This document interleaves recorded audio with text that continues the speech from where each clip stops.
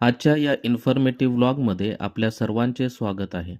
सध्या सगळीकडे महानगरपालिकेच्या निवडणुकीची धावपळ आपल्याला दिसत आहे आणि यासाठी 15 जानेवारी 2026 रोजी सगळीकडे मतदान होणार आहे.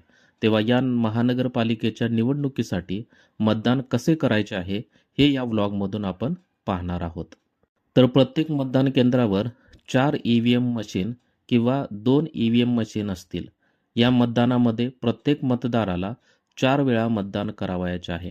म्हणजेच अ जागा, ब जागा, क जागा आणि ड जागा यामधील उमेदवारांसाठी मतदान करायचे आहे. त्यामुळे उमेदवारांच्या संख्येनुसार 4ही जागांसाठी 4 EVM मशीन किंवा 2 EVM मशीन मतदानासाठी ठेवण्यात येतील. तसेच प्रत्येक जागासाठी वेगळा रंग तुम्हाला पाहावयास मिळेल. प्रत्येक मशीनवर उमेदवाराचे नाव, त्यांचे चिन्ह आणि त्यासमोर मतदान करण्यासाठीचे बटन असेल. त्यामुळे 4ही जागांसाठी तुम्हाला मतदान करावयाचे आहे.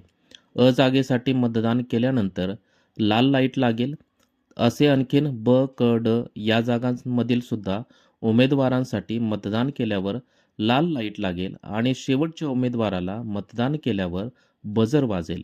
याचा अर्थ तुमची 4ही जागांसाठी मतदान प्रक्रिया पूर्ण झाली आहे. तसेच उमेदवारामधील कोणताही उमेदवार तुम्हाला सक्षम वाटत नसल्यास किंवा तुम्हाला कोणालाही मतदान करायचे नसल्यास तुम्ही मशीनमधील उमेदवारांच्या यादीच्या खालील बाजूस नोटा हा पर्याय तुम्ही निवडू शकता. पण हा पर्याय निवडण्यापेक्षा मतदानाला जाण्या अगोदर तुम्ही योग्य उमेदवार लक्षात ठेवून तुम्ही 4ही उमेदवार निवडावे. कारण तुमचे मतदान हे अमूल्य आहे. तुमच्या मतदानावर तुमच्या शहराचा विकास अवलंबून आहे.